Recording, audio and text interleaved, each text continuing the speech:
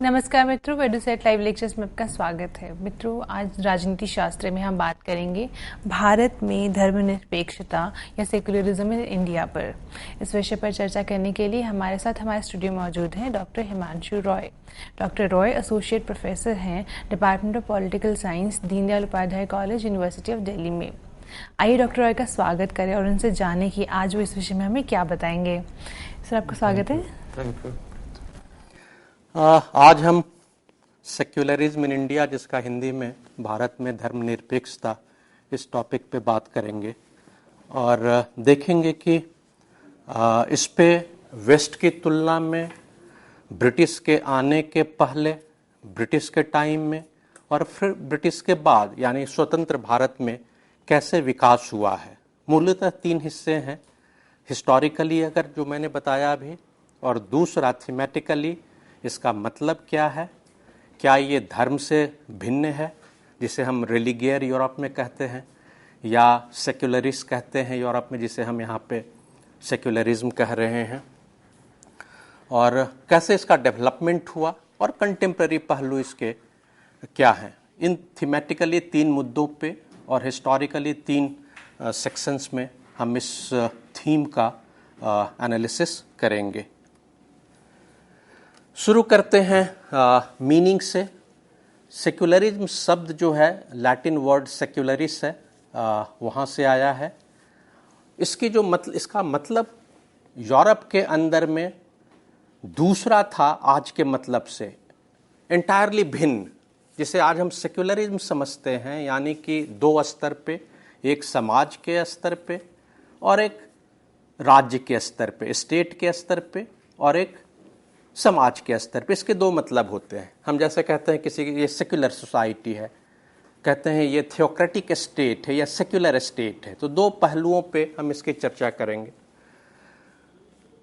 1648 के पहले, यानी जो ट्रीटी ऑफ वेस्टफेलिया हुआ था, या पूंजीवाद के आगमन के पहले, यूरोप में जो धर्मनिरपेक्षता का मतलब था वो डिफरेंट था, वो निगेटिव मीनिंग था, उसका नकारात्मक मतलब निकलता था। यानी कि जिसे हम हिंदी में कोलोकियल शब्द है भौतिकवादी, एक निगेटिव नकारात्मक स्वरूप में इस्तेमाल किया जाता है, वो खाने पीने वाला आदमी है, बेईमान आदमी है। वैसे संदर्भ में सेक्युलरिस्ट का मतलब होता था, खासकर जब चर्च यूज करता था उस मतलब को। एंशिएंट मैं रोमन समाज की बात कर रहा हूँ। और इसके नकारात्मक स्वरूप बदले 17वीं शताब्दी में, 16वीं शताब्दी में जब पूंजीवाद का आगमन होता है, धीरे धीरे धर्म की भूमिका कम होने लगती है पब्लिक डोमेन में, पब्लिक स्फेयर में। और जो राज्य यूरोप के अंदर थियोक्रेटिक राज्य था, यानी कि जो क्रिश्चियनिटी थी, राज्य का अपना धर्म था क्रिश्चियनिटी जो थी, वो उसकी भूमिका कम होने लगती है। क्रांतियां हुई हैं, सत्ता परिवर्तन हुआ है, चर्चों को आग लगा दिए गए हैं। उन सारे के बाद जब राज सत्ता, नई जो क्रांतिकारी ताकत आए, उसने धर्म के खिलाफ जिस तरीके से कदम उठाए, एंटी रिलीजन, और उसके बाद फिर मतलब धीरे धीरे चेंज होना शुरू हुआ है। 1648 का मतलब है कि 1644, 45, 46 के दशक में ब्रिटेन के अंदर, जिसे हम सोशल साइंस की भाषा में बूर्जुआ डेमोक्रेटिक रिवॉल्यूशन कहते हैं, उस क्रांति के बाद से मतलब धीरे बदल रहे हैं। भारत के अंदर में हम देखते हैं कि हमारा समाज ज़्यादा फ्री था अगर हम यूरोप से तुलना करें तो। हमारे समाज में वैसा कोई एपिस्कोपल ऑर्डर नहीं था, जैसे कि वहाँ पे एक चर्च था जिसका एक छत्र साम्राज्य था। उस तरीके से हमारे यहाँ कोई एक बड़ा मस्जिद, कोई बड़ा मंदिर या कोई बड़ा चर्च नहीं था जिसका पूरे समाज के ऊपर में वर्चस्व चलता था, जिसकी कोई हायरार्की थी, जिसके कोई कार्डर्स थे, जिसने कभी नागरिकों को या सब्जेक्ट्स को, जिसे हम प्रजा कहते हैं, विवश किया हो कि आप मंदिर में जाएंगे ही जाएंगे, आपके अटेंडेंस होते होंगे। इस तरीके का, जैसे फ्रांस के अंदर में चर्च के अंदर अटेंडेंस होते थे 14वीं, 15वीं, 13वीं, 17वीं शताब्दी वगैरह में, वैसे यहाँ पे कोई हमारे यहाँ अटेंडेंस नहीं होता था, कोई कंपल्सरी नहीं था, यह स्वतः था। ये स्वतः भारत के नागरिकों में या प्रजा में भी, जब डेमोक्रेसी नहीं था उसके पहले भी हम देखते हैं कि इस तरीके की कोई मजबूरी नहीं थी नागरिकों को एक पर्टिकुलर धर्म फॉलो करने की या स्वेच्छा से इसे फोर्स करके मंदिरों में या गिरजाघरों में भेजा गया हो। कन्वर्जन हुए हैं, उसमें तलवार की ताकत जरूर हुई है, इसमें कहीं कोई दो राय नहीं है, लेकिन इतना भी ऐसा भी कन्वर्जन इस बड़े पैमाने पे ताकत का इस्तेमाल नहीं किया गया। अदरवाइज आज जो हिंदू धर्म है ये कभी का, जैसे बाकी दूसरे देशों में हमने देखा है कि पूरा का पूरा परिवर्तन हो गया है, उस तरीके का हिंदू धर्म अभी भी 85, 87, 88% बचा हुआ है। तो ये अपने आप में दर्शाता है कि हमारे यहाँ आज़ादी की मात्रा यूरोप की तुलना में बहुत ज़्यादा थी। तो इसका मतलब ये हुआ कि हमारा समाज, हम आज से नहीं लेकिन पिछले अगर इतिहास में भी जाके देखें, उस ज़माने के पैरामीटर के हिसाब से जाके देखें तो हम देखते हैं कि हमारे समाज में ज़्यादातर स्वतंत्रता थी। ये स्वतंत्रता क्यों और कहाँ से आई? हम क्यों अपने निजी जीवन में भी या सामाजिक जीवन में भी ज़्यादातर सेक्युलर रहे? धर्म की एक मर्यादा थी, धर्म ऑल कंप्रिहेंसिव था। नॉर्मली सोशल साइंस के अंदर एक परंपरा है तुलना करने की धर्म की सेक्युलरिज्म के साथ। ये तुलना मेरे हिसाब से जायज़ नहीं है। धर्म की तुलना अगर करनी है तो रिलीगियर से करनी चाहिए। और यूरोप का जो प्री कैपिटलिस्ट कॉन्सेप्ट था रिलीगियर का, अगर उसकी तुलना हम धर्म से करें तो एक कंपैटिबिलिटी बनती है, एक तुलनात्मक अध्ययन हो सकता है। जैसे रिलीगियर अपने आप में बहुत कंप्रिहेंसिव था, समाज के हर पहलू को समेटे हुए था। जैसे हमारे यहाँ अपने समाज में, भारतीय समाज में धर्म अपने आप में हर चीज़ को समेटे हुए था, जिसमें आपके जीवन के व्यवहार, जिसमें अर्थव्यवस्था, जिसमें गवर्नेंस, प्रशासन, हर चीज़ हम उसे धर्म से जोड़ के देखते थे। ये एक मर्यादा था, एक अर्थव्यवस्था का भी एक हिस्सा था, एक संस्कृति का हिस्सा था। उसी तरीके से यूरोप के अंदर भी क्रांतियों के पहले, जिसे मॉडर्न डेमोक्रेटिक रिवॉल्यूशंस कहते हैं, जिसे सोशल साइंस में बूर्जुआ डेमोक्रेटिक रिवॉल्यूशंस भी कहा जाता है, 16वीं 17वीं शताब्दी के पहले के जो समाज थे यूरोप के, उसमें रिलीगियर होता था। ये एक तुलनात्मक अध्ययन ज़्यादा कंपैटिबल होगा अगर हम यूरोप की तुलना भारत के समाज से करते हैं। तो हमारे यहाँ स्वतंत्रता क्यों इतनी थी? हम क्यों धर्मनिरपेक्ष थे? हालांकि लोग, ऐसा आजकल माना जा रहा है पिछले 10, 15, 20 सालों से, कि जो सही शब्द है वो पंथ निरपेक्ष है, धर्मनिरपेक्ष नहीं है।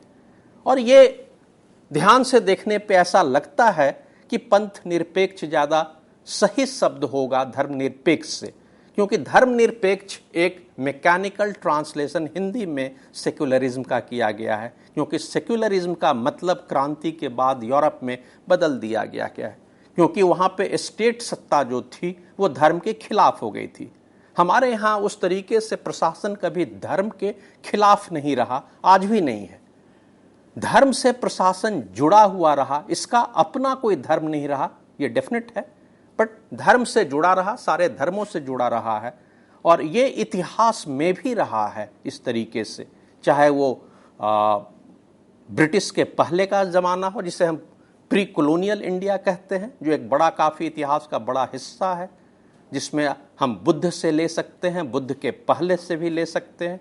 ये रफली 2500 साल का जो इतिहास है, इसमें ऐसा देखा गया है कि विभिन्न धर्मों के लोग शासन में होते हुए भी ब्रॉडली, बड़े व्यापक पैमाने पे और इतिहास के लंबे कालखंड को देखें तो हमें दिखता है कि उसमें कहीं उस तरीके के हम थियोक्रेटिक स्टेट नहीं थे जैसे यूरोप के अंदर क्रिश्चियन थियोक्रेटिक स्टेट होता था जो मिडिवल पीरियड में था। उस तरीके का हम कभी यहाँ पे महसूस, इतिहास में जो हम पढ़ते हैं वो ऐसा नहीं हुआ। और इसलिए नहीं हुआ कि भारत के लोग टॉलरेट नहीं कर पाते अगर इस तरह का थियोक्रेटिक स्टेट होता तो, यानी कि ज़्यादा यहाँ पे फ्रीडम थी, ज़्यादा स्वतंत्रता थी लोगों को अपने धर्म को फॉलो करने की या अपने रास्ते चुनने की। और इसीलिए स्टेट्स चाह के भी शायद फोर्स न कर पाए हों भारत की प्रजा पे या नागरिक पे अपने धर्म को मनवाने के लिए। दूसरा इसका पहलू ये है कि क्यों भारत में इतनी स्वतंत्रता थी, इतनी आज़ादी, व्यक्तिगत आज़ादी लोगों को क्यों थी, ग्रामीण परिवेश होते हुए भी इतनी स्वतंत्रता क्यों थी। तो उसके सामाजिक ढांचे में थोड़ा जाना पड़ेगा, और वो सामाजिक ढांचा ये था कि यहाँ पे कभी उस तरह के स्लेव सोसाइटी नहीं थी, कभी उस तरह का सर्फ सोसाइटी नहीं था जैसा कि यूरोप के अंदर में था। हमारे यहाँ समाज जातियों में ज़्यादा बटा हुआ था, बट ये जातियाँ प्रोफेशनल ग्रुप्स थीं। अलग अलग प्रोफेशन को अलग अलग क्षेत्रों में अलग अलग नाम दिया गया था। हाँ, प्रॉब्लम ज़बरदस्त ये था, समस्या थी कि ये हेरिडिटरी हो गया था पिछले 2500 सालों में। यानी कि जो प्रोफेशन बाप कर रहा है वही प्रोफेशन बेटा भी करेगा या उसका पोता भी करेगा। पीढ़ी दर पीढ़ी ये चला रहा था। हालांकि इसमें गुंजाइश थी वर्टिकल मोबिलिटी की या हॉरिजेंटल मोबिलिटी की, पढ़ने की। ओबीसी के, दलितों के ऐसे बहुत से राजे रजवाड़े हम लोगों ने इतिहास में देखे हैं जो गरीब घरों के थे, गरीब जातियों से थे। अगर प्रोफेशनल ग्रुप्स जो जातियों में बदल गई और ऊपर सत्ता में आए, तो भारतीय समाज के अंदर व्यक्तिगत और हॉरिजेंटल दोनों मोबिलिटी की गुंजाइश थी और हुआ है, मोबिलिटी हुई है। उदाहरण के तौर पे मैं जैसे ये बताना चाहूँगा कि बहुत सारे जो हमारे सेंट पोएट्स थे, चाहे वो कबीर हो या महाराष्ट्र के अंदर में 12वीं-13वीं शताब्दी से महिलाएं और दलित महिलाएं सेंट पोएटेस हुई हैं, तो ये सारे रिफ्लेक्ट करते हैं, दिखाते हैं कि भारत में व्यक्तिगत स्वतंत्रता कितनी थी। और उसके पीछे जो कारण मैं डिस्कस करना चाह रहा हूं वो ये है कि हमारे यहां प्रॉपर्टी किसी एक राजा, एक व्यक्ति, एक एपिस्कोपल ऑर्डर, चाहे वो चर्च हो या वो मस्जिद हो या हिंदू के मठ हो, इनके पास नहीं रहा है। संपत्ति ज्यादा से ज्यादा लोगों के हाथों में, परिवारों में बटे रहे हैं। 75% हिस्सा आज के हिसाब से अगर देखें तो, जिसे हम मंडल जातियां कहते हैं या ओबीसी कहते हैं, अदर बैकवर्ड कास्ट्स, जिसमें अलग अलग प्रोफेशनल ग्रुप्स हैं, इनके पास भी जमीनें थीं। जिसे हम अपर कास्ट कहते हैं, अलग अलग क्षेत्रों में अलग अलग अपर कास्ट्स हैं, अलग अलग अदर बैकवर्ड कास्ट्स हैं। इन सब के बीच में जमीनें थीं, इनके घर थे, इनके परिवार थे, इनके हल बैल थे, खेती करते थे। दलितों में भी काफी बड़े ऐसे जातियां हैं जिनके पास परिवार होता था, उनके घर थे अपने, उनके अपने बैल थे, अपने हल थे, उनकी अपनी जमीनें थीं, खेती करते थे। पूरे भारत में कोई एक जैसा यूनिफॉर्म जाति व्यवस्था नहीं थी। और इसलिए हम देखते हैं कि खेती करने के लिए जिनके पास जमीनें हैं, परिवार को, व्यक्ति को स्वतंत्रता चाहिए। वो अपनी मर्जी से अपनी फसल लगाएगा, अपने समय पे लगाएगा, अपनी सुविधा से लगाएगा। इतने बड़े पैमाने पे भौगोलिक क्षेत्र में और आबादी में अगर लोगों के पास अपनी जमीन है, निजी संपत्ति है, खेती करने की अपनी सुविधा है, तो उसे आज़ादी चाहिए। और ये खेती करने की आज़ादी जीवन के दूसरे पहलुओं में भी दिखता है। इसलिए हम देखते हैं कि समाज की हर एस्पेक्ट्स में, संस्कृति के हर पहलू में ये स्वतंत्रता झलकती है, चाहे वो खान पान का हो या कपड़े का हो या व्यवहार का हो, बोलचाल का हो। और ये सारी चीजें हमारे सेक्युलरिज्म, धर्मनिरपेक्षता या पंथ निरपेक्षता से जुड़ी हुई हैं। अब इसके जो दूसरे पहलू हैं प्रशासन की, ये तो समाज की बात हो गई, और ये हम अभी डिस्कस कर रहे हैं प्री कॉलोनियल हिस्ट्री के ऊपर में। जो दूसरा पहलू है प्रशासन का, यानी राजसत्ता का, तो हम ऐसा देखते हैं कि प्रशासन के अंदर भी कोई शायद ही बुद्धिस्ट स्टेट रहा हो, जैन स्टेट रहा हो, या इस्लामिक स्टेट रहा हो, या हिंदू स्टेट रहा हो, या क्रिश्चियन स्टेट रहा हो। किसी एक पर्टिकुलर धर्म का स्टेट, जिस तरीके से थियोक्रेटिक स्टेट की तुलना हम कहते हैं, यानी कि क्रिश्चियन राज्य, उस तरीके का हमारे यहाँ कुछ इक्का दुक्का नीतियां जरूर रही हैं, इसमें कहीं कोई दो राय नहीं है। धर्म के आधार पर डिस्क्रिमिनेशन हुए भी हैं, जैसे जजिया टैक्स लगाया गया था औरंगजेब के समय में, और ये लोकतंत्र के पहले का समाज है। ऐसे टैक्स या नीतियां भारत के समाज में अलग अलग क्षेत्रों में अलग अलग राज्यों के द्वारा जब तक लगाई जाती रही हैं। बट जिस तरीके से कंपैरिजन करने पे हमें समझ में आता है कि क्रिश्चियन स्टेट था, थियोक्रेटिक स्टेट जिसे हम अंग्रेजी में कहते हैं, और जिस तरीके का वहां एपिस्कोपल ऑर्डर था, पोप होते थे, चर्च होता था, उस तरीके का भारत के समाज में कभी ऐसा नहीं रहा है। तो समाज के अंदर और प्रशासन के अंदर, ये दोनों में हम देख रहे हैं कि स्वतंत्रता काफी कुछ थी और आज भी ये काफी कुछ बरकरार है। क्योंकि जिस समय बाहर से आके लोग हमारे यहां शासन किए, जो खासकर मुस्लिम रूलर्स जिसे हम कह सकते हैं, उन्होंने भी, अगर हिस्ट्री में जाते हैं तो हमने देखा है कि डिस्क्रिमिनेशन करते हुए भी बहुत से नीतियों के आधार पे दूसरे धर्मों को, जो उनके अपने धर्म के नहीं थे, लैंड ग्रांट्स मंदिरों के लिए दिया गया है। यह अपने आप में रिफ्लेक्ट करता है। यह जरूर है कि मंदिर तोड़े गए हैं या दूसरे धार्मिक स्थलों को तोड़ा गया है, इसमें कहीं कोई दो राय नहीं है, लेकिन दान भी दिया गया है इस चीज को भी, क्योंकि ये हमारे हिस्टोरिकल फैक्ट्स हैं, उसके हमारे पास मटेरियल एविडेंसेस हैं।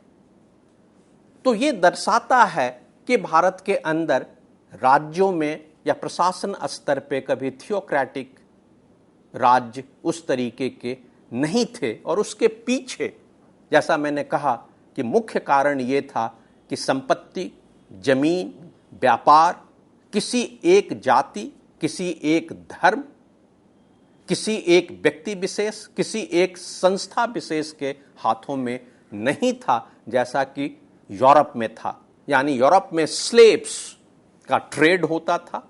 व्यक्ति जो स्लेव्स था उसे खरीदा बेचा जाता था, जिसे हम स्लेव मोड ऑफ प्रोडक्शन कहते हैं।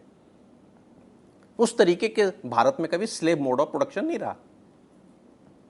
उसी तरीके से जैसे सर्फ मोड ऑफ प्रोडक्शन था, जिसे हम फ्यूडलिज्म कहते हैं, उस तरीके का Surf mode of production Bharat में कभी नहीं रहा। रेंट लेते थे या टैक्स लेते थे, अलग अलग ये डिबेट रहे हैं इतिहासकारों के बीच में, प्री कॉलोनियल हिस्ट्री के अंदर में अलग अलग क्षेत्रों में। लेकिन जिस तरीके की सर्फ या सर्फडम था यूरोप के अंदर में, जिसमें कंपल्सरी वो लॉर्ड्स के जमीन पे खेती करनी पड़ती थी सप्ताह के 2 दिन या 3 दिन, उस तरीके का यहां पे कभी नहीं हुआ। और इसलिए हम देखते हैं, एक संस्कृति के अंदर देखने में आता है कि जब क्रांतियां यूरोप के अंदर हो रही हैं, चर्चों को आग लगाए जा रहे हैं या धार्मिक स्थलों को आग लगाए जा रहे हैं, उसके ठीक विपरीत भारत में एक समाज का छोटा सा सेक्शन 15%, 18% ये मांग कर रहा है कि टेंपल एंट्री की। ये 1920 के दरमियान से और उसके बाद से एक मुद्दा रहा है टेंपल एंट्री का। मंदिरों को जलाने का मुद्दा नहीं आया है। यह अपने आप में रिफ्लेक्ट करता है कि हमारी स्वतंत्रता और कितने हम स्ट्रांगली इस फ्रीडम को अपहेल्ड किए हैं, यह इसको दर्शाता है। दूसरा हम देखते हैं कि उस तरीके का जैसे स्लेव सोसाइटी में खरीद फरोख्त होता था, उस तरीके का अपने यहां नहीं होता था। परिवार होते थे, घर होते थे उनके। दलितों की अगर बात की जाए, क्योंकि एक सेक्शन है सोशल साइंस के अंदर में जो कंपैरिजन करता है या तुलना करता है स्लेव से उनकी, एक छोटा सा सेक्शन था जिसे हम बंधुआ मजदूर कह सकते हैं। पूरी भारत की आबादी में अगर उसकी तुलना करें तो एक बहुत छोटा सा सेक्शन है। जो सबसे बड़ा सेक्शन रहा है, करीब 80-85% का हिस्सा, उसके पास तो सारी सुविधाएं थी। सुविधाएं मतलब उस जमाने के हिसाब से ये तुलनात्मक चीजें होती हैं, क्योंकि सोशल साइंसेज में जब हम स्टडी करते हैं तो ये उस परिवेश के अंदर, इतिहास के उस कालखंड में और उस जमाने की क्या सोच थी उससे तुलना करना बहुत जरूरी है। हर चीज को आज से तुलना करें, आधुनिकता से तुलना करें, या मोस्ट डेवलप्ड जो यूरोपियन कंट्री है उससे तुलना करें, तो ये अपने आप में इनकम्पैटिबल होगा। ये गैर जिम्मेदाराना होगा। ये सोशल साइंस के रिसर्च मेथोडोलॉजी को फॉलो करना नहीं होगा। तो पहला ये रहा सेक्शन कि ब्रिटिश आने के पहले तक हमारे यहां समाज के अंदर और प्रशासन के अंदर में हम देखते हैं कि हम पंथ निरपेक्ष, या आज के शब्दों में अगर कहा जाए धर्मनिरपेक्ष, या अंग्रेजी में जिसे कहते हैं सेक्युलरिज्म या सेक्युलर, तो वो हमारा समाज तुलनात्मक तौर पे यूरोप के रहा है। और इसका मतलब ये हुआ कि हमारे यहाँ फ्रीडम, स्वतंत्रता, अभिव्यक्ति की स्वतंत्रता रही है। नंबर 2, ब्रिटिश के आने के बाद से क्या इसमें कोई चेंजेस आए हैं, और अगर चेंजेस आए हैं तो क्या क्या चेंजेस आए हैं। और तीसरा कि जब हम संविधान सभा हमारे यहां बन रहा है, कॉन्स्टिट्यूएंट असेंबली अपना काम कर रही है, तो उसमें क्या चर्चा हो रही है, किस तरीके का हमारा धर्मनिरपेक्ष राज्य होगा, क्या एंटी रिलीजन हम अख्तियार करेंगे जिसपे सारे यूनाइटेड यूनिवर्सल था कि नहीं, हम धर्म निरपेक्ष का यह मतलब नहीं है कि एंटी रिलीजन होंगे, धर्म के विरोध होंगे या पंथ, विशेष पंथ के विरोध में होंगे। इसको आउटराइट रिजेक्ट कर दिया गया था। कॉमन समझ यह थी कि राज्य का अपना कोई धर्म नहीं होगा, सारे धर्मों को हम बराबर की दृष्टि से देखेंगे, और धर्म से, सारे धर्मों से अप्रत्यक्ष रूप से या कहीं कहीं प्रत्यक्ष रूप से प्रशासन जुड़ा हुआ भी है। और ये 1757 से लेके रफली 1863 तक हम देखते हैं कि कॉलोनियल टाइम्स में भी बहुत सारे जो मुगल स्टेट की भूमिकाएं थीं धर्म से ज्यादा हम कह सकते हैं कि मंदिरों मस्जिदों की तरफ, उस तरह के जो काम होते थे, इंफ्रास्ट्रक्चर तैयार कर देना, लैंड ग्रांट्स देना, इस तरह के काम कॉलोनियल स्टेट भी, खासकर जो कंपनी राज था, इसने भी वो काम कंटिन्यू किए थे। 1860 के दशक के बाद से, यानी कि 1857 के बाद से धीरे धीरे 2-4-5 सालों में उसको डिसकंटिन्यू कर दिया गया। यह आश्चर्य की बात होगी कि कॉलोनियल टाइम्स में, खासकर कंपनी राज के दरमियान में, 1813-15 के पहले ऑर्गेनाइज्ड मिशनरीज को भारत में आने की इजाजत नहीं थी। ऑर्गेनाइज्ड मिशनरीज भारत में, जैसे जैसे ब्रिटिश ईस्ट इंडिया कंपनी का मोनोपोली जो ट्रेड था वो खत्म हुआ, वैसे वैसे उनको आने की इजाजत मिली। इस पे और हम चर्चा करेंगे डिटेल में। पहला जो सेक्शन है यानी कि प्री कॉलोनियल हिस्ट्री का, उसको थोड़ा सा और कुछ पॉइंट्स को एक तो रिवाइज करके देख सकते हैं, और एक उसमें कुछ 2-3 पॉइंट्स और ऐड कर सकते हैं। जो उसमें नया पहलू है,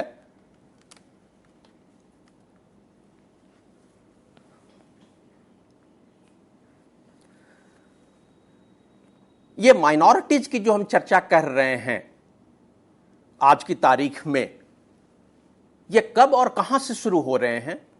क्या भारत के अंदर प्री कॉलोनियल टाइम्स में इस तरह का कोई माइनॉरिटीज का कॉन्सेप्ट था, या ये कॉलोनियल स्टेट का कंस्ट्रक्शन है, देन है, जो संवैधानिक तौर पे 1909 में आ रहा है? अगर हम ब्रिटिश हुकूमत के आने के पहले यानी 1757 के आने के पहले देखें तो एक लाजवाब इस देश में रहा है कि रिलीजियस माइनॉरिटीज ने आके हमारे यहां शासन किया है। करीब 1000 साल तक का उनका शासन है। ऐसा बहुत कम दूसरे देशों में पाया गया है। यानी कि बाहर से एक धर्म आ रहा है या उसके फॉलोअर्स आ रहे हैं, राजे रजवाड़े आ रहे हैं, फौज आ रही है, और फिर हम देख रहे हैं कि यहां की जो लोकल फौज थी उसको हरा के उन्होंने सत्ता अख्तियार किया है और फिर शासन संभाला है और यहां के वो होके रह गए हैं। यानी कि यहां की संपत्ति, रिसोर्सेज जैसे ब्रिटिश अपने यहां भेजते थे वैसा उन्होंने कभी नहीं भेजा है। हां, ये जरूर है कि उनके लिंकेजेस, यानी कि ब्रिटिश के आने के पहले जो शासक वर्ग यहां पे रहा उसके लिंकेजेस जरूर रहे, सांस्कृतिक लिंकेजेस ज्यादा थे ईरान के साथ या अफगानिस्तान के साथ, उस तरीके से। लेकिन ब्रिटिश वाला स्वरूप डेफिनेटली नहीं रहा है। यानी कि इस देश में माइनॉरिटीज, एक रिलीजियस माइनॉरिटीज ने एक रिलीजियस मेजॉरिटी के ऊपर में शासन किया है। ये अपने आप में इस देश का एक लाजवाब कैरेक्टरिस्टिक्स है। जो दूसरा है कि बाहर से लोग आए और यहां पे आके शासन किया। यह अपने आप में दिखाता है कि भारतीय समाज कितना टॉलरेंट था और हम कितने सेक्युलर थे कि सबको एकोमोडेट और अडेप्ट किए। तो यहां पे हम पहला सेक्शन खत्म करते हैं। फिर दूसरे सेक्शन में हम कॉलोनियलिज्म यानी कि जो हिस्ट्री है हमारा 1757 से लेके 1947 तक का, इस पे चर्चा करेंगे। Thank you.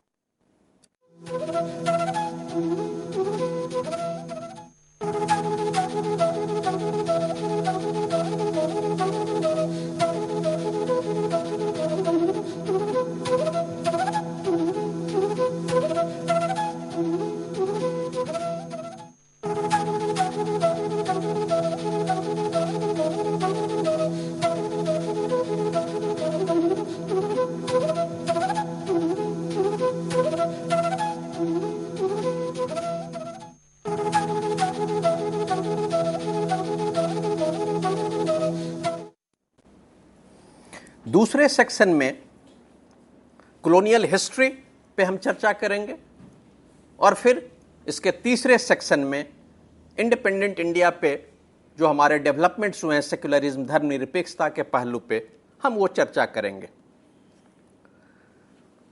कॉलोनियल हिस्ट्री में हम देख रहे हैं कि एक दफे यानी एक पर्टिकुलर पीरियड में कंपनी ने, ब्रिटिश ईस्ट इंडिया कंपनी ने हमारे ऊपर शासन या सत्ता नहीं संभाली। किस्तों में, अलग अलग क्षेत्रों में, अलग अलग समय में उन्होंने हमें हराकर और करीब 1840 के दशक में 1844-45 तक आते आते उन्होंने हमारे ऊपर, पूरे भारत के ऊपर, जो आज का आधुनिक भारत कहलाता है, उसके ऊपर सत्ता उन्होंने संभाली।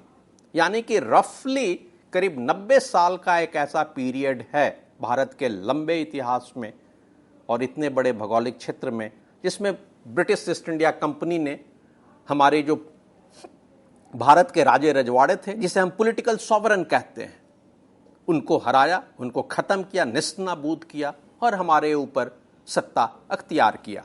और किस्तों में धीरे धीरे यहाँ के पूरी परंपराएं, कानून व्यवस्था, प्रशासन, शासन के तरीके,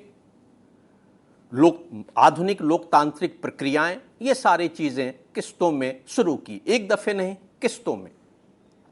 और जो आधुनिक नियम आए ये ब्रिटिश नियम थे, क्योंकि ईस्ट इंडिया कंपनी जब अपने साथ चार्टर्स ला रही थी, जो नए नए उन्होंने गोडाउन्स बनाए थे ट्रेड करने के, उन किलों के अंदर में जो शासन के तरीके थे पहले तो वहां पे लागू किए गए, वो ब्रिटिश थे तरीके, और फिर वो धीरे धीरे भारत के ज्यादा बड़े क्षेत्रों में फैलता चला गया।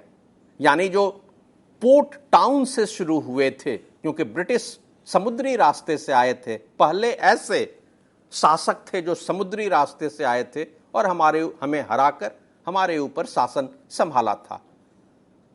और फिर वो विदेशों में, जहां उनकी जो मदर कंट्री थी इंग्लैंड, वहां पे हमें लूट कर हमारे रिसोर्सेज को वहां भेज रहे थे। जो अम्बिलिकल कॉर्ड था उनका, वो जारी रहा 1947 तक।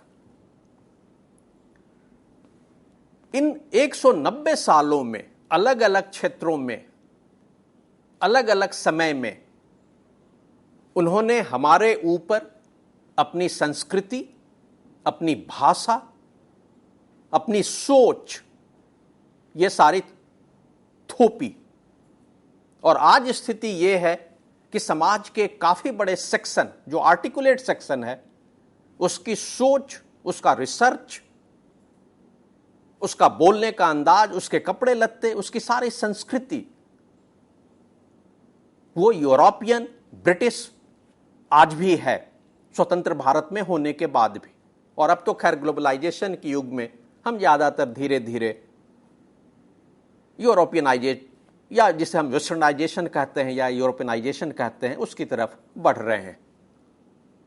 1757 से लेके रफली 1863 के बीच में जिस तरीके का इस मुगल स्टेट की भूमिका थी धर्म के प्रति, वो काफी कुछ उन्होंने संभाला। यानी कि the British East India Company played the role of the Mughal state to an extent, काफी हद तक सांस्कृतिक मसलों में। और जो पुराने डॉक्यूमेंट्स अगर हम देखते हैं तो उस डॉक्यूमेंट्स में यह साफ आता है कि बहुत सारे जो धार्मिक स्थलों थे उनके रख रखाव, मेंटेनेंस का काम ईस्ट इंडिया कंपनी करती थी, जो वहां का प्रशासन होता था, लोकल प्रशासन होता था। ये आके खत्म हुआ है 1863 1860 के दशक में, यानी 1857 के गदर के बाद से ये धीरे धीरे खत्म हुआ। दूसरा एक इंटरेस्टिंग पहलू ये है जिसे समझने, जिसे जानने में दिलचस्पी होगी, कि क्रिश्चियंस थे ये लोग, और उसके बावजूद भी भारत के अंदर 1813, 15, 17 के आसपास तक इन्होंने ऑर्गेनाइज्ड मिशनरीज को एंटर नहीं करने दिया अपने धर्म के प्रोपोगेशन के लिए या धर्म कन्वर्जन के लिए। और उसके पीछे इनको शक था कि अगर ये आके कन्वर्ट कराएंगे तो ब्रिटिश ईस्ट इंडिया कंपनी के खिलाफ एक रिबेलियन का खतरा हो सकता है। यानी इन्हें अपने ही, ब्रिटिश ईस्ट इंडिया कंपनी के शासक को अपने ही धर्म से और मिशनरीज के लोगों से यह खतरा महसूस था। 1820s के बाद से हम देखते हैं कि जैसे जैसे ब्रिटिश ईस्ट इंडिया कंपनी का मोनोपोली कम होता चला गया, ट्रेडिंग मोनोपोली, और ब्रिटेन के अंदर इनके दबाव, इनके शासकों पे जो बोर्ड ऑफ डायरेक्टर्स होते थे, यहां पे जब दबाव बढ़ा, फिर इन्होंने मिशनरीज को परमिशन दिया एंटर करने का। पहली दफे 1887 से हम देख रहे हैं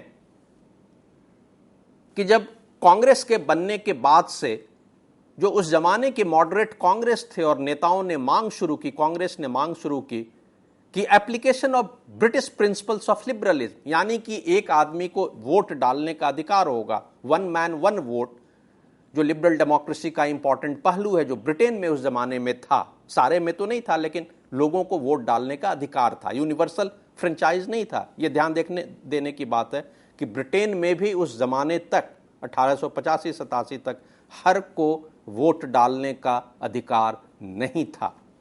और यहां पे मॉडरेट कांग्रेस मांग कर रही थी कि जिस तरीके से ब्रिटिश लिबरल डेमोक्रेसी फंक्शन कर रही है, उसी तरीके से यहां भी वो प्रिंसिपल को लागू करना चाहिए। लेकिन जनाब सर सैयद अहमद खान इसके विरोध में खड़े हुए और उन्होंने एक ग्राउंड लिया कि अभी हम होमोजेनाइज्ड कम्युनिटी नहीं है। The word he used was opposing the moderate Congress and the principle of liberal democracy, कि हम अभी होमोजेनाइज्ड कम्युनिटी नहीं है, और इसलिए जो मुस्लिम्स माइनॉरिटी में हैं, इनके ऊपर हिंदू मेजॉरिटी का वर्चस्व या डोमिनेंस हो जाएगा। ये अपोजिशन बेस्ड ऑन धर्म, यानी कि एक पर्टिकुलर धर्म के फॉलोअर्स के लिए, राष्ट्र नहीं, नेशन नहीं, यहां पे इंडिया इंपॉर्टेंट नहीं था, यहां पे धर्म इंपॉर्टेंट था। जबकि मॉडरेट कांग्रेस जो इंडियन नेशनल कांग्रेस का मॉडरेट कांग्रेस का हिस्सा था शुरुआती वर्षों का, वो बहुत secular principle, modern universal principle के आधार पे लिबरल डेमोक्रेसी की मांग कर रहा था। और यहां से विरोध, एक सेपरेटिज्म देखने को मिलता है शुरुआती वर्षों में ही, जब हम मॉडर्न लोकतंत्र की बात उठा रहे हैं 1885 वगैरह से। वैसे विरोध तो हुआ था, हम 1857 की लड़ाई हार गए थे। 1870 ऑनवर्ड्स, 72, 73, 74 ऑनवर्ड्स जो मॉडर्न पॉलिटिकल एसोसिएशन से उसकी स्थापना भी शुरू हो गई थी। लेकिन पहली पार्टी जो आधुनिक लोकतांत्रिक पार्टी है वो इंडियन नेशनल कांग्रेस थी, जिसकी स्थापना 1885 में हुई थी। धीरे धीरे धीरे ये मुस्लिम सेपरेटिज्म आते आते 1909 में इन्होंने एक सेपरेट इलेक्टोरेट की, जिसे हम बात करते हैं, ब्रिटिश ने इनको गारंटी दे दिया कि Muslim as a separate electorate, एक सेपरेट धर्म के आधार पर, और उसके साथ और भी दूसरे धर्मों को दिया गया, हिंदू को छोड़ के, क्योंकि हिंदू के बारे में था कि ये मेजॉरिटी है। वहां भी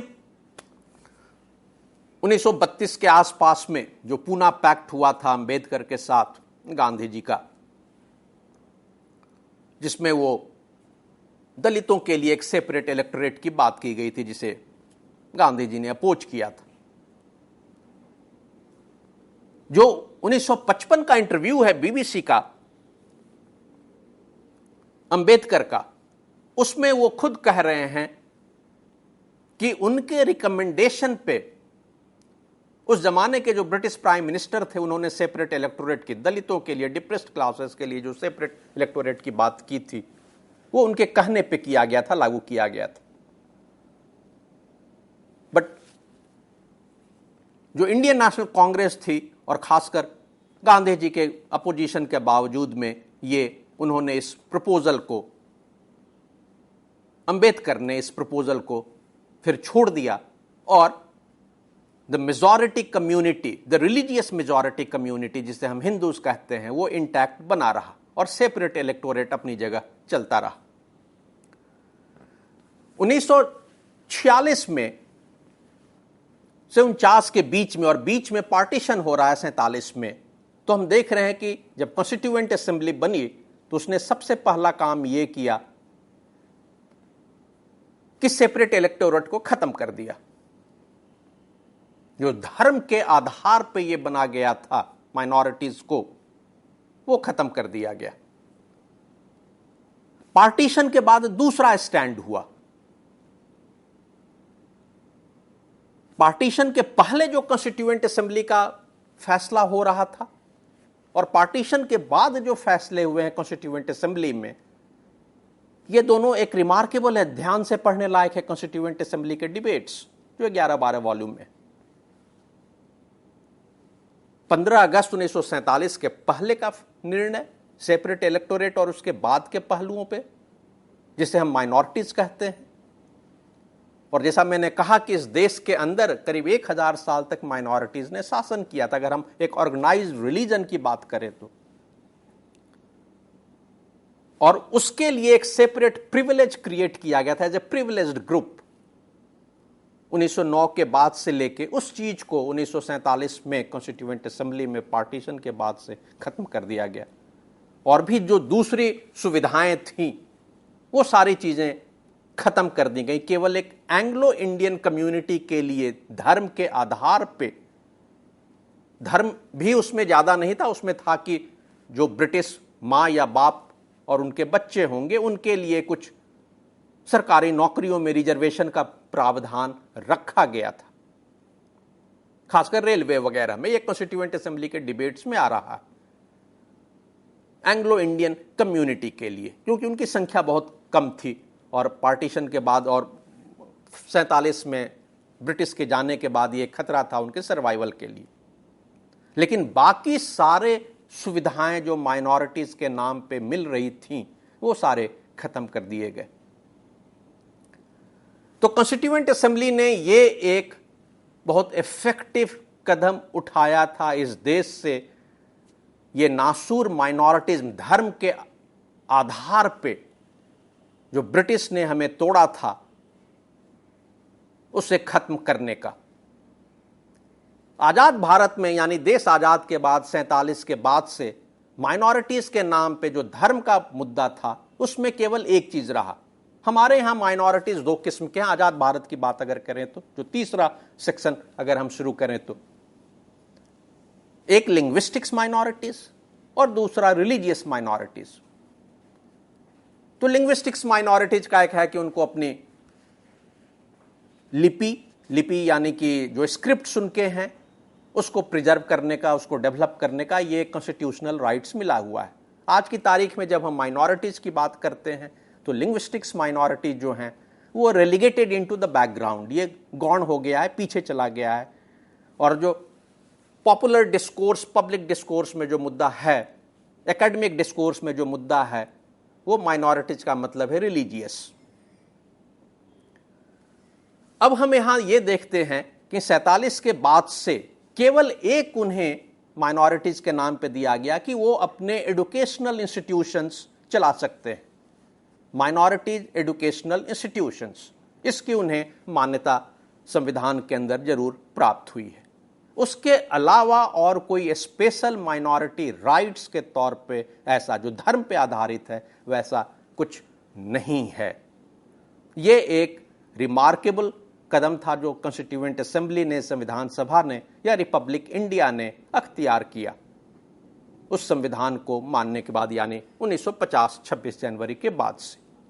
तो ये जो नासूर हो रहा था और जो अल्टीमेटली पार्टीशन हमारे देश के टुकड़े कर दिए दो, और फिर बाद में पाकिस्तान के टुकड़े हुए जो धर्म के आधार पे नहीं भाषा के आधार पे हुए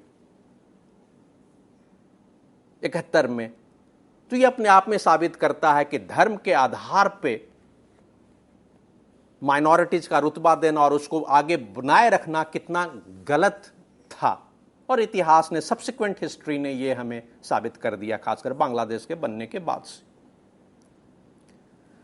जो दूसरा मेजर डेवलपमेंट आया है वो हम देख रहे हैं कि हर राज्य के अंदर जो सुप्रीम कोर्ट के फैसले हैं कि हर राज्य के अंदर माइनॉरिटीज अलग होंगे, यानी कि जम्मू कश्मीर अकेला एक ऐसा राज्य है जहां पे मुस्लिम मेजॉरिटी आबादी है, तो वहां पे जो दूसरी धर्म के लोग हैं खासकर हिंदूज वो माइनॉरिटी में।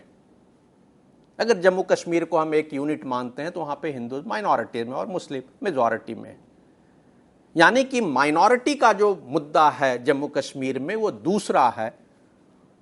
या इस तरीके के और अगर राज्य हैं जहां पे कहीं क्रिश्चियन डोमिनेट करते हैं या दूसरे धर्म के लोग हैं तो वो माइनॉरिटीज में होंगे, ये उसमें एक क्लैरिफिकेशन आया। और ये सरकारी नौकरियों के लिए ऐसा जजमेंट एक महत्वपूर्ण कदम है या सुविधा प्रदान करता है कि हम किसे माइनॉरिटीज कहेंगे जहां पे सरकारी नौकरियों का सवाल आता है या और से सरकारी फायदे लेने होते हैं। यूजुअली प्राइवेट सेक्टर्स में इस तरह की नीतियों का कहीं कोई बहुत ज्यादा इंपॉर्टेंट रोल या महत्वपूर्ण भूमिका नहीं होती है, यानी जो प्रशासन तंत्र है या प्रशासन से जो जुड़ी हुई सुविधाएं हैं, नौकरियां हैं या एजुकेशनल इंस्टीट्यूशंस के अंदर एडमिशंस लेने हैं, वैसे केस में हम देखते हैं कि माइनॉरिटी मेजॉरिटी वगैरह के मुद्दे उठते हैं। यानी कि जैसे जैसे पूंजीवाद का विकास होता गया या होता जा रहा है, जितना वो एक्सपैंड कर रहा है भारत के इंटीरियर एरियाज में, जो ट्राइबल एरियाज या जो आदिवासी एरियाज हैं या हिली एरिया है, जहां पे अभी उतना व्यापक स्तर पे लोकतंत्र या बाजार व्यवस्था या पूंजीवादी व्यवस्था में अभी उतना डीपन नहीं हुआ है सामाजिक रिश्ते, जिसका मतलब यह हुआ कि धर्म निजी मसला है व्यक्ति का, नागरिक का, और वो अपनी निजी जिंदगी में कैसे जी रहा है, किस धर्म को पालन कर रहा है, ये धीरे धीरे पिछले करीब 150-200 सालों में, 225 सालों में, 1757 के बाद से हम देख रहे हैं कि विकसित होता गया है। यानी कि पूंजीवाद का एक महत्वपूर्ण रोल ये है कि जिसे कहते हैं सेक्युलराइजेशन ऑफ सोसाइटी या सेक्युलराइजेशन ऑफ माइंड, यानी दिमाग, सोच, व्यवहार में वो पंथ निरपेक्ष या धर्म निरपेक्षता पे फोकस करता है, या आपको मजबूर करता है, या आपको ट्रेंड करता है, which will be more appropriate word, इस तरीके से आपको वो ट्रेंड कर देता है कि वो आपका निजी मसला है, दूसरे के निजी जीवन में कौन सा धर्म, क्या कपड़े, क्या खाना पान हो रहा है, उस तरीके का वो आदमी एक दूसरे की जिंदगी में हस्तक्षेप नहीं करता है। यूरोप के अंदर जिस तरीके से क्रांतियां हुई और जिस तरीके से वहां की जिंदगियों में, समाज के अंदर में, व्यक्तिगत जीवन में, समाज के अंदर में धीरे धीरे पब्लिक डोमेन में, पब्लिक स्फेयर में धर्म की भूमिका कम हुई, वो भारत के अंदर में ऐसा देखने में आ रहा है।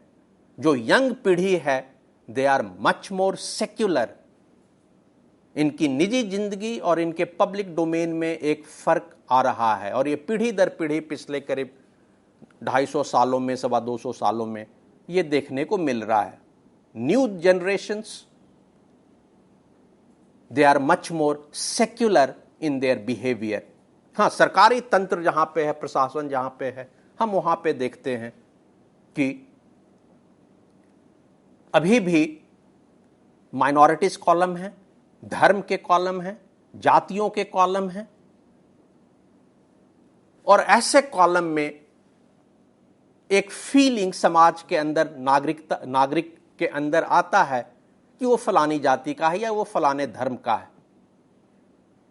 For a truly secular society बेहतर है कि गरीबी के आधार पे अगर सुविधाएं दी जाएं, जैसे बहुत सारे सरकार के स्कीम्स गरीबी के आधार पे हैं विकास के लिए, वैसे शिक्षा के मुद्दे पे या नौकरियों के मुद्दे पे धर्म या जाति के बजाय अगर गरीबी के आधार पे दिए जाएं, वो ज्यादा बेहतर होगा समाज के सेकुलराइजेशन के लिए, धर्मनिरपेक्षीकरण के लिए, या प्रशासन की भूमिका समाज के निरपेक्षीकरण में उसके लिए। कानून के स्तर पे इसके अलावा ये पहली दफे कोई खास संवैधानिक परिवर्तन तो नहीं हुए हैं, लेकिन मंत्रालय के ऊपर में पहली दफे करीब 5-4 साल पहले, 6 साल पहले मिनिस्ट्री ऑफ माइनॉरिटी अफेयर्स, ये एक नया मंत्रिमंडल खुला था, और वर्तमान सरकार उसको कंटिन्यू कर रही है। ये एक कंटेम्पररी सेक्युलर सोसाइटी का नया डेवलपमेंट है, जो पहले नेहरू टाइम में या उसके बाद इस तरह का मंत्रालय नहीं था। हां, यह जरूर देखा गया था कि कॉलोनियल टाइम्स तक, यानी ब्रिटिश के जमाने तक, आबादी से ज्यादा, यानी कि जो मुस्लिम पॉपुलेशन थे, यह एक स्टडी का हिस्सा है, रिसर्च का हिस्सा है, कि सिविल सर्विसेज में उनका रिप्रेजेंटेशन ज्यादा था, जितनी आबादी थी उसके परसेंटेज में रिप्रेजेंटेशन ज्यादा था। आज की तारीख में देखा जाए तो उनकी आबादी की तुलना में जो परसेंटेज ऑफ पॉपुलेशन है, अगर खासकर हम माइनॉरिटीज की बात करें या स्पेसिफिकली अगर हम मुसलमानों की बात करें, तो सिविल सर्विसेज में या सरकारी नौकरियों में परसेंटेज उनका कम है। और उसके तरीके, जैसा मैंने चर्चा किया, यह होता कि गरीबी के मुद्दे पे, न कि धर्म के मुद्दे पे, अगर उन्हें मदद या सहूलियतें की जाती, वो देश के विकास के लिए और समाज की सोच के लिए वो ज्यादा बेहतर होता। माइनॉरिटी एजुकेशनल इंस्टीट्यूशन का एक अलग पहलू देखने में आता, अगर रिसर्च करने पे पता चला कि बहुत सारे जो माइनॉरिटी एजुकेशनल इंस्टीट्यूशंस खुले हैं वो व्यापार के या धंधे के ज्यादा थे, जिसमें खासकर टेक्निकल इंस्टीट्यूशंस जो हैं, एजुकेशनल इंस्टीट्यूशंस, उसके अंदर यह देखा गया, साउथ इंडिया के अंदर जो माइनॉरिटी एजुकेशनल इंस्टीट्यूशंस के नाम पे जो चल रहे इंजीनियरिंग या मेडिकल कॉलेजेस, जिस तरीके से सीट्स बेची गई वहां पे मैनेजमेंट कोटा या दूसरे इस तरीके के, जिस पे सुप्रीम कोर्ट के बहुत सारे जजमेंट्स आए और रेगुलेट करने की कोशिश की गई, या फैकल्टी रिक्रूटमेंट में या स्टूडेंट्स के एडमिशंस में या फीस के ऊपर में, ये तीन ऐसे पहलू हैं एजुकेशनल इंस्टीट्यूशन से, खासकर जो माइनॉरिटी एजुकेशनल इंस्टीट्यूशन है या इनफैक्ट इवन जो मेजॉरिटी रिलीजियस कम्युनिटी के एजुकेशनल इंस्टीट्यूशन है, ये अपने आप में एक व्यापारिक संस्थाएं जैसे काम कर रही हैं, क्योंकि सरकार विकास करने के लिए शिक्षा का बहुत सस्ते दरों पे इन्हें जमीन मुहैया कराती थी। 60 के दशक में, 70 के दशक में ऐसा देखने में आया, और धीरे धीरे ये शैक्षिक संस्थाएं जो सरकारों से सस्ती जमीन मुहैया लेकर और फिर उस पे इन्होंने व्यापारिक यानी धंधे के तौर पे, शिक्षा संस्थानों के तौर पे या चैरिटी के तौर पे न काम करके धंधे के तौर पे, बिजनेस के तौर पे काम किया या उसको प्रमोट करने की कोशिश की।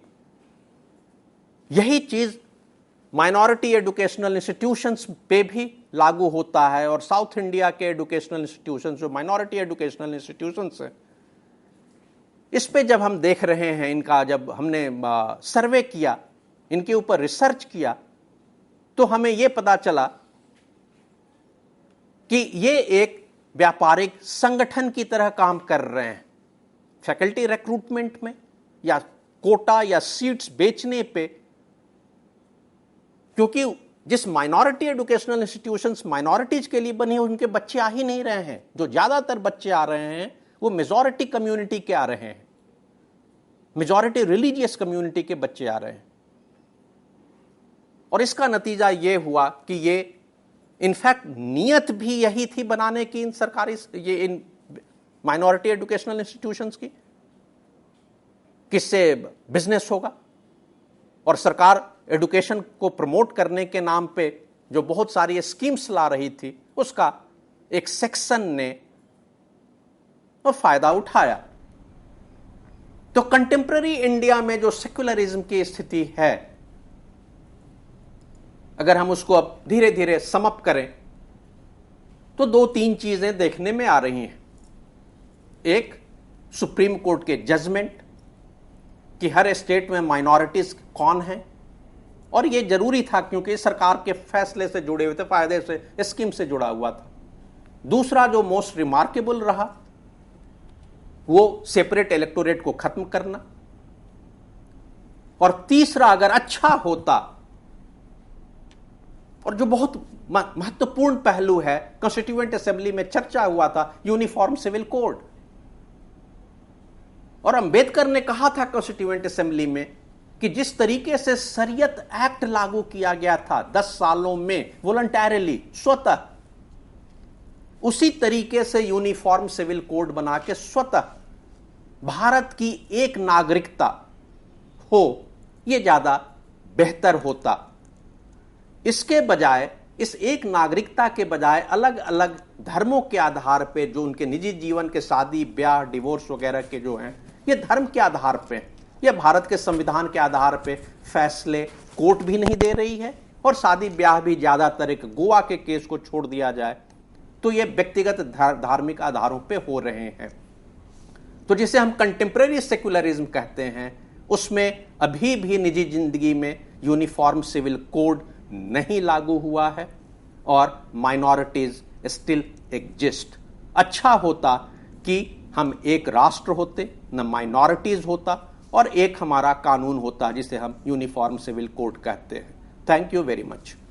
दोस्तों, हमें आशा है कि हमारी आज की इस परिचर्चा से आप काफ़ी लाभान्वित हुए होंगे। इसी बात पर हम डॉक्टर रॉय का भी धन्यवाद देना चाहेंगे कि वो हमारे शो पर आए और उन्होंने हमें अपना अमूल्य समय दिया। मित्रों, हमें आगे दीजिए। धन्यवाद।